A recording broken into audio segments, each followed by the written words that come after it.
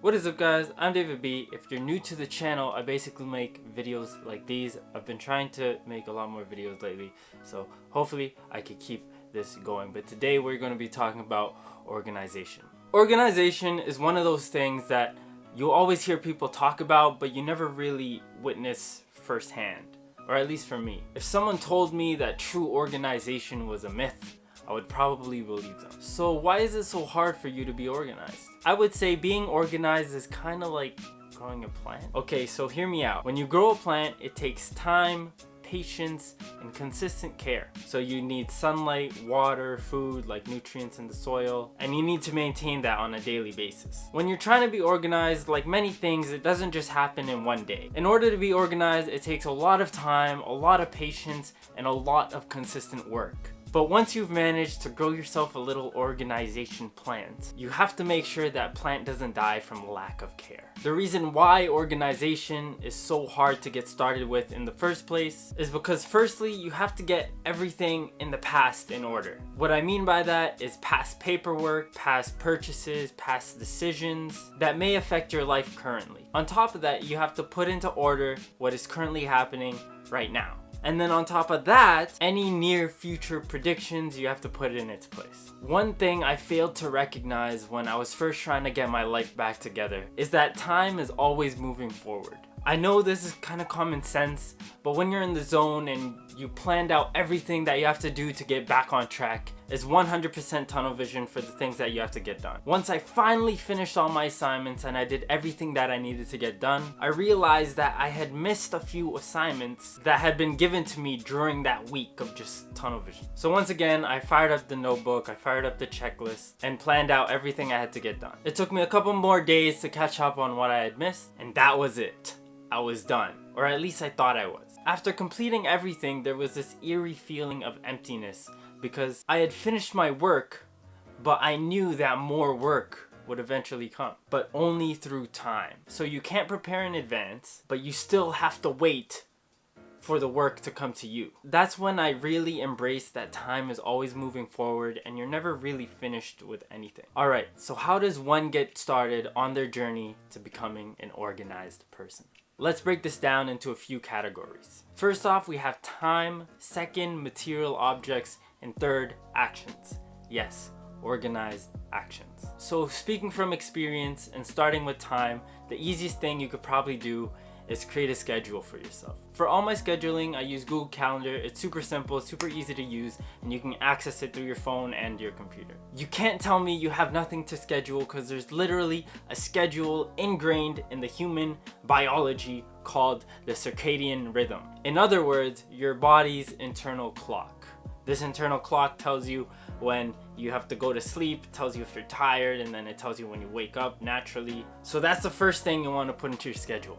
Sleep. I know it sounds silly, but sleep is one of those consistent chunks of time that is taken out of your day every single day that is used for the pure activity of sleeping. You could sleep for 6 hours, you could sleep for 7 hours, you could sleep for 8 hours. If you wanted to, you could even plan your time to sleep for 10 hours if that's how much time you sleep for. So once you've scheduled your sleep, if you're in school, you can go ahead and schedule all your classes.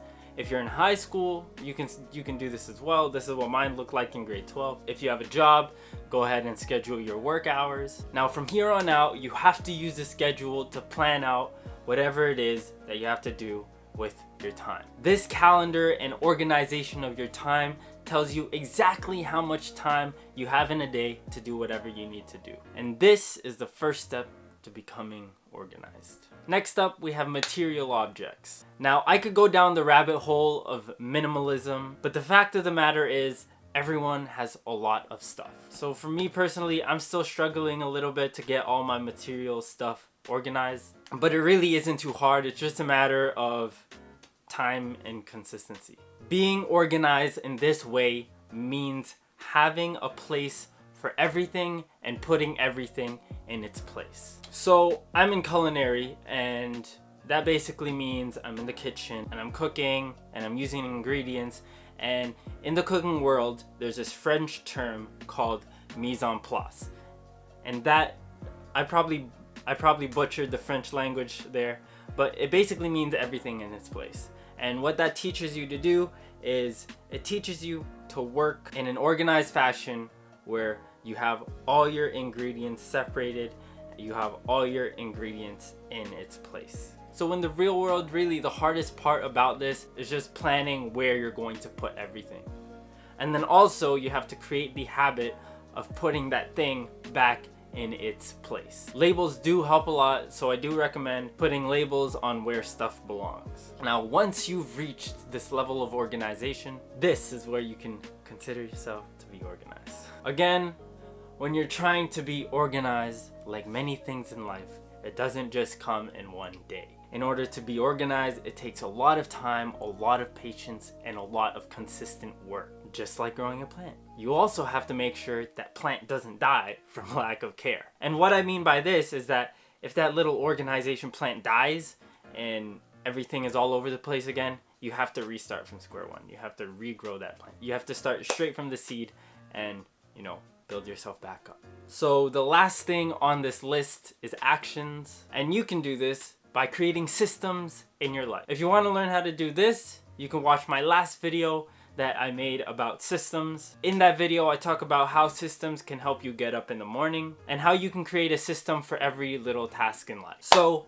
I guess that's it for this video. If you guys liked it, go ahead, hit the like, hit subscribe. I'm on a roll right now. So far, this is my second day of recording and planning and scripting consecutively. I really like the act of scripting. I have a script here. This was my script for the whole video. In the past, I never really scripted my videos, so it's a whole new thing kind of for me. And I'm also working on, just being able to have enough time to create B-roll, so it's not just a talking head shot of me talking about whatever. That's gonna be it. So that's it. Hope you liked it. I'll see you guys in the next video.